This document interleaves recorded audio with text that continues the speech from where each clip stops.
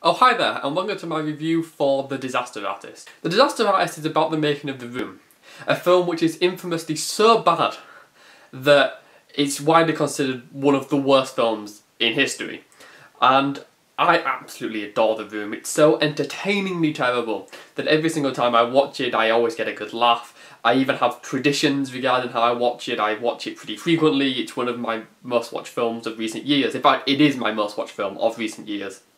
So I absolutely love The Room, and The Disaster Artist is based on a book by one of the actors in The Room, Greg Sestero. The book is about the creator of The Room, Tommy Wiseau, and his sort of weird persona and then his weird movie making process.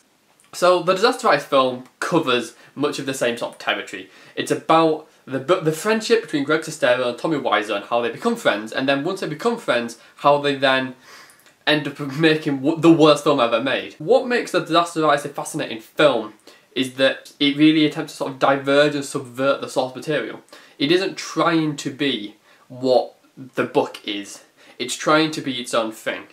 The book in many ways is about two things. It's about the making of the worst film ever made, but it's also about the friendship between the two leads, Tommy Wiseau and Greg Sestero, and their friendship and the filmmaking are kind of divergent, they're kind of different, they're mutually exclusive in the book. So James Franco has abandoned accuracy, and the film itself is thoroughly inaccurate. In fact, anyone who's read the book will instantly pick up tons of mistakes and flaws that are just not what happened, or at least not what we're told supposedly happened in more accurate renditions of the story. But that's kind of the genius of the film, in that the film isn't trying to tell you accurate information. The book is about filmmaking and friendship as mutual exclusive things that happened.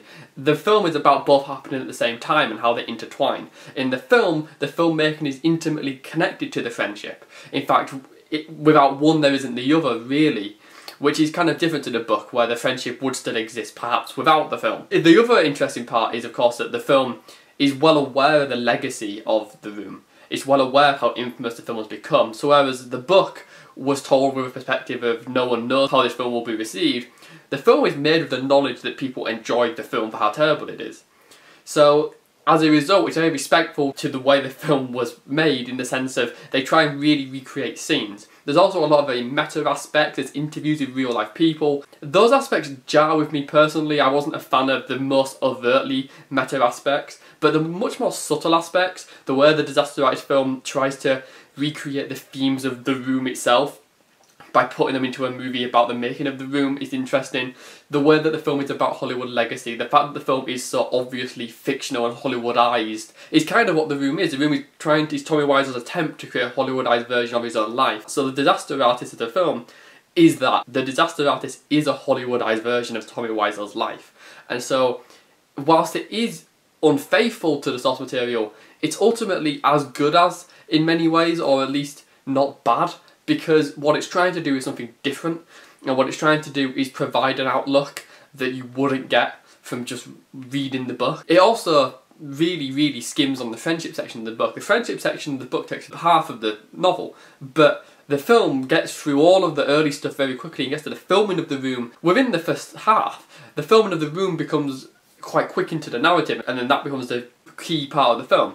There's also so many little small technical details that they couldn't feasibly have put in the film without making the film very long and complicated, but there were so many interesting ways that they simplified everything. James Franco as Tommy Wiseau gives an outstanding performance. He really embodies the character. I do think it is more an imitation than it is a true embodiment of Tommy Wiseau, like the soul of Tommy Wiseau, but I can't fault the fact that it is one of the best imitations of the year, if not the best. The other cast members are all great, especially those that recreate scenes from The Room. I wasn't a huge fan at first of Dave Franco playing Greg Sestero. To me, he didn't ring true, but as his performance went on throughout the film, I slowly really ended up respecting his portrayal of Greg. There was tons of cameos, tons of Easter eggs. Some people who really love The Room will really love this film. It's certainly a film which is made for the fan. I would have liked to see an alternative version of this film, a version told with either accuracy or told without the attempt to be meta and deep. I do think that the 4 deep moments are the worst parts of the film. I would have loved to have seen Seth Rogen, who appears in this film but is also a film director. I would like to see Seth Rogen's take. I reckon he'd have done a very interesting comedic take on this story without the needless, artless bits. But I mean, these are all kind of trivial issues. I think it's a case of, it's a very good adaptation of a very good source material, but I think the source material is something I'm going to go back to more. I can't see myself getting much more of that out of The Disaster Artist. It's really good. I wish it was a little bit more accurate, although I appreciate what they went for by missing the accuracy. I don't mind the more artsy bits in parts, but some of them are a bit over the top for me. I think the performances are great. I think the writing's pretty solid.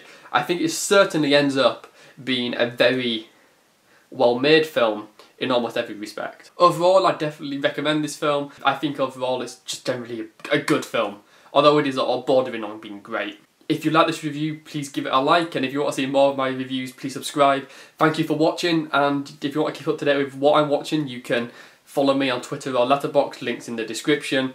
And The Room, it's a good... The Room? What the fuck? The Disaster Artist, it's a good movie.